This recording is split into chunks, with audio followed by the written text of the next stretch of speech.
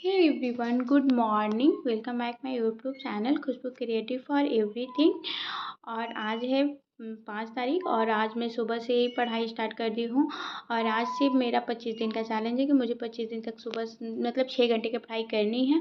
देखती हूँ होता है या नहीं होता है, वो तो कोशिश करने पे पता चलेगा। लेकिन हाँ, स्टार्ट तो करनी है और देखते हैं कैसे मैनेज करती हूँ। और ये आज 5 बजे मैं जगी थी और जगते ही मैं पढ़ाई करने में लग गई थी। और अभी मैं 6:30 बजे तक क्या पढ़ाई करूँगी। अभी मैं ज्योग्राफी पढ़ रही हूँ महेश कुमार वर्णवाल के बुक से। और इसमें ज्योग्राफी भी बहुत अच्छा दिया हुआ है, तो वही मैं अभी ज्योग्राफी पढ़ रही थी।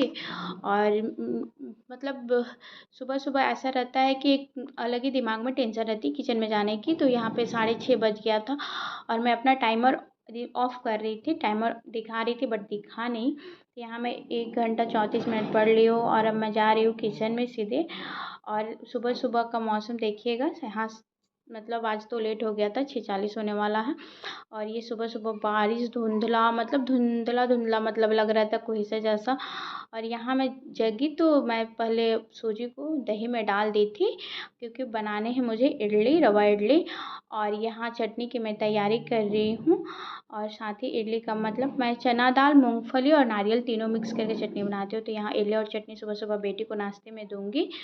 और वही मैं अभी मूंगफली को फ्राई कर रही थी। और आप लोग बताइएगा कि आप लोग को रवा इडली कैसी लगती है। वैसे इंस्टेंट में अच्छा है रवा इडली। अगर आप इडली मन कर गया खाने को, तो अगर दही घर में हो, मट्ठा हो या कुछ भी हो, तो इडली बन जाएगा।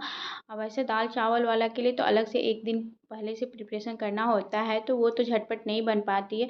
अब बच्चों की डिमांड अचानक से आती है कि नहीं मुझे कल इडली लेके जाना है, तो उसके लिए ये अच्छा है। और यहाँ एक बार की मैं इडली बना चुकी थी, वाइट इडली। उसके बाद में थोड़ा सा उसमें हल्दी डाल के और उसमें तड़का लगा के मैं दोबारा इडली बनाई हूँ, जो कि नीचे काजू वगैरह भी डाल के मैं बनाई थी और फर्स्ट टाइम बनाई हूँ। तो यहाँ मैं बेटी से पूछ रही थी कि कैसा लग रहा है, तो बोली अच्छा लग रहा है। बट बाद में मतलब अभी एक कटाकटी तो बोली अच्छा लग रहा है 1 बाइट। लेकिन बाद में उसको उतना अच्छा नहीं लगा था, क्योंकि उसमें क्या था, तड़का लगाई थी तो उसमें चना दाल और सरसों डाली थी, तो उसको उतना पसंद नहीं आया था। तो फिर वो टिफ़िन में मतलब 4 वाइट इडली ही ले गई थी। वो येलो इडली मना कर दी कि मुझे मत देना। तो और मैं फिर वो बाबू को मतलब बेटी को छोड़ के स्कूल मतलब बस चढ़ा के आ गई हूँ। और फिर आने के बाद मैं खाना में लग गई थी। मैं जाते टाइम ही एक इडली और दाल मतलब चढ़ा के गैस पे गई थी कि 10-15 मिनट में नीचे से आऊँगी, तब तक वो बन जाएगा। दोनों चीज़ ऐसे जल्दी जल्दी हो जाएगा। और आते ही मैं खाने में लग गई थी और मखाने में मुझे फ्राई भुनना था। तो यहाँ मैं वही कर रही हूँ। तीनों पे मैं अपनी चाय चढ़ाई हूँ और सब्जी और मतलब बस चावल मुझे बनाने रह जाएंगे, जो कि चावल तो बाद में मैं बनाती हूँ, जब हस्बैंड को खाना होता है तब बनाती हूँ गर्मा गर्म। तो यहाँ पे बस मैं जल्दी जल्दी काम निपटा रही थी, क्योंकि मैं अभी 1.5 घंटा ही पढ़ी थी, तो मुझे टेंशन भी हो रही थी कैसे कैसे क्या मैनेज करूँगी मैं। और आज काम भी बहुत थे, तो देखते हैं। और आप लोग बताइएगा कि आप लोग की स्टडी कैसी चल रही है और आप लोग कहाँ से मतलब पढ़ रहे हैं। और मेरा स्टेट क्लियर हो चुका है, मैं क्वालिफाइड हूँ, मेरा रिजल्ट आ गया है। सबका रिजल्ट आ गया है। वैसे मतलब मैं 3 तारीख को मैं वीडियो नहीं बनाई थी उस दिन एक अलग ही मतलब रिजल्ट आने वाला था, पता है। सुबह से तो एक अलग सी बेचैनी थी कि क्या होगा क्या होगा, क्योंकि मैं आंसर किसी मिलाई भी नहीं थी, तो मुझे कुछ नहीं पता था कि मेरा कितना आया है क्या आया है। लेकिन हाँ, इतना है, चलो क्वालिफाइड हो गया है, तो अब हम आगे के अपनी प्रिपरेशन कर सकते हैं 9 to 10 में। तो मेरा अब एक और मेरा प्रॉब्लम हो गया है कि मेरा सब्जेक्ट इकोनॉमिक्स है। तो 6 to 8 में तो ऐसा कुछ नहीं कि इकोनॉमिक्स से ज़्यादा क्वेश्चन आते हैं और आएंगे। तो बैच तो मैं परचेज की हूँ 6 to 8 के लिए, ऑफिसर एकेडमी का। हाँ, मैं ऑफिसर एकेडमी का बैच ली हूँ और उस पर अब पढ़ाई स्टार्ट हो गई है। कल मतलब 4 तारीख बोला गया था कि 4 से क्लास स्टार्ट होगा, लेकिन 5 से स्टार्ट हुआ। तो 5 को तो मतलब सिर्फ सिलेबस वगैरह बताए गए हैं। आज से मतलब क्लास स्टार्ट हो गया है 6 तारीख से। तो मैं अभी उनका क्लास में देख रही हूँ, उनका भी क्लास मैं देख रही हूँ। तो उसमें अभी इकोनॉमिक्स नहीं पढ़ाया जा रहा। मुझे थोड़ी सी इकोनॉमिक्स की टेंशन हो रही है कि मैं कहाँ से पढूँ, कैसे पढूँ, किस बुक से पढूँ। अभी तो एनसीईआरटी एक ऐप आता है, तो एनसीईआरटी ऐप मैं बहुत पहले से डाउनलोड करके रखे हुए, उस पे सारे आपको बुक्स मिल जाएंगे, आपको फ्री में सारे सब कुछ फ्री में आपको एनसीईआरटी बुक्स, उसके समाधान, उसके क्वेश्चन, एमसीक्यू वीडियोस सब कुछ उस पर अपलोड है। तो वो ऐप बहुत अच्छा है और फ्री में तो बहुत अच्छा है। बुक अगर आप नहीं खरीदना चाहते तो एनसीईआरटी करके एक ऐप है, वो आप लोग डाउनलोड कर सकते हैं। तो उस पर भी मैं पढ़ी, मतलब उस पर भी मैं देखी इकोनॉमिक्स का।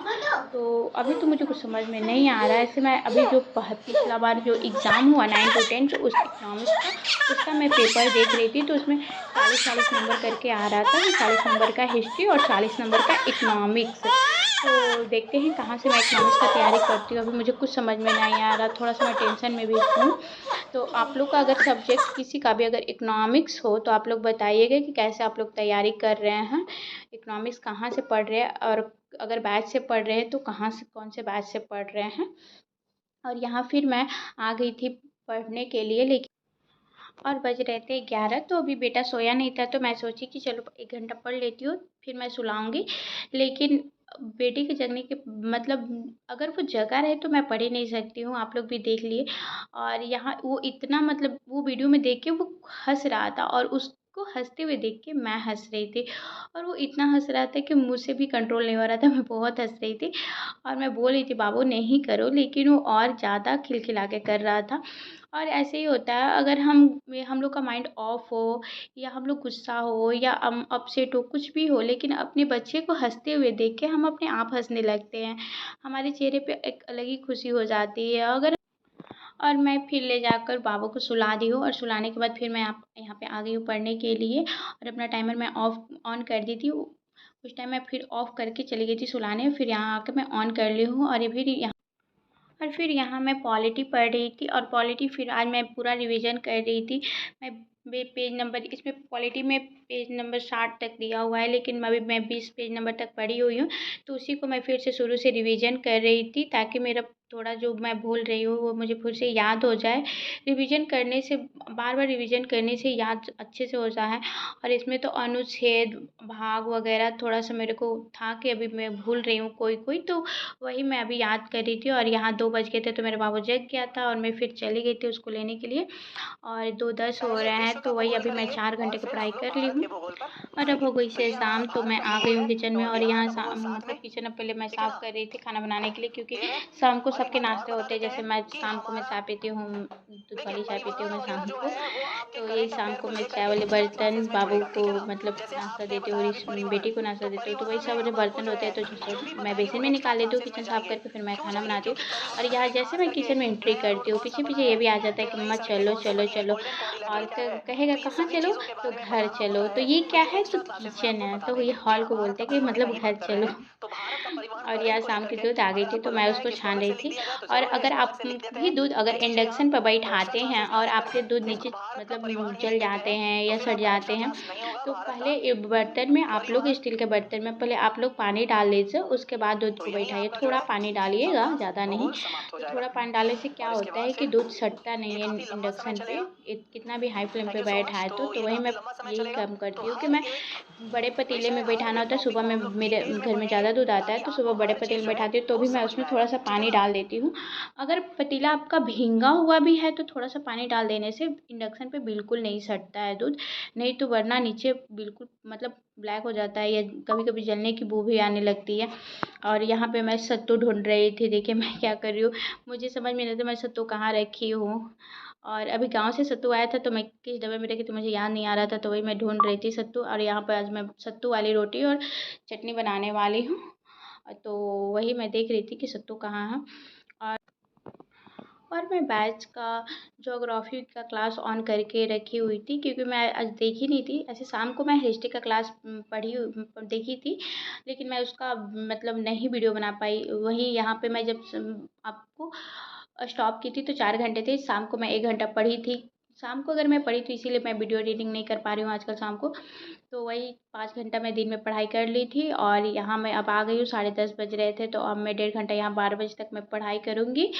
और और आज मेरे चैलेंज का फर्स्ट डे था, तो आज तो मतलब 6 साढ़े 6 घंटा की मेरी पढ़ाई हो गई है। अब अगले दूसरे दिन देखते हैं क्या होता है। और अगर आपका भी सब्जेक्ट एसएसटी है तो प्लीज़ मेरे चैनल को लाइक एंड सब्सक्राइब कर लीजिएगा। अगर आपको मेरी वीडियो अच्छी लगी और आपको जानना है कि मैं कहाँ से और कैसे पढ़ाई करती हूँ तो